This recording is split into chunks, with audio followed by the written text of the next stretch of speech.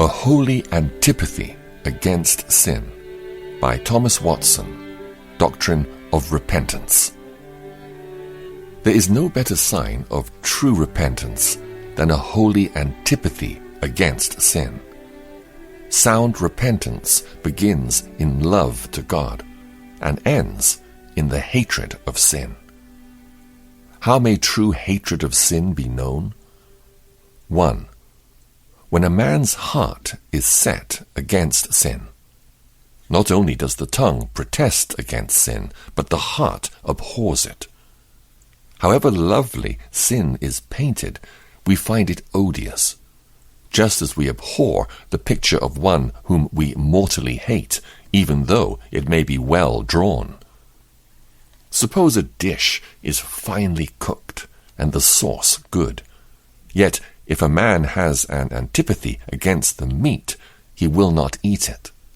So let the devil cook and dress sin with pleasure and profit, yet a true penitent has a secret abhorrence of it, is disgusted by it, and will not meddle with it. 2. True hatred of sin is universal. There is a dislike of sin, not only in the judgment, but in the will and affections.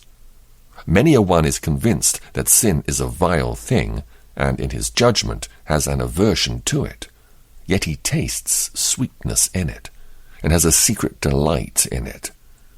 Here is a disliking of sin in the judgment, and an embracing of it in the affections. Whereas in true repentance, the hatred of sin is in all the faculties, not only in the mind, but chiefly in the will. I do the very thing I hate. Romans chapter 7, verse 15. Paul was not free from sin, yet his will was against it. 3. He who truly hates one sin hates all sins. He who hates a serpent hates all serpents. I hate every false way. Psalm 119, verse 104. Hypocrites will hate some sins which mar their credit. But a true convert hates all sins, gainful sins, complexion sins, the very stirrings of corruption. 4. A holy heart detests sin for its intrinsic pollution. Sin leaves a stain upon the soul. A regenerate person abhors sin not only for the curse, but for the contagion. He hates this serpent not only for its sting, but for its poison. He hates sin not only for hell, but as hell. Those who have no antipathy against sin are strangers to true repentance.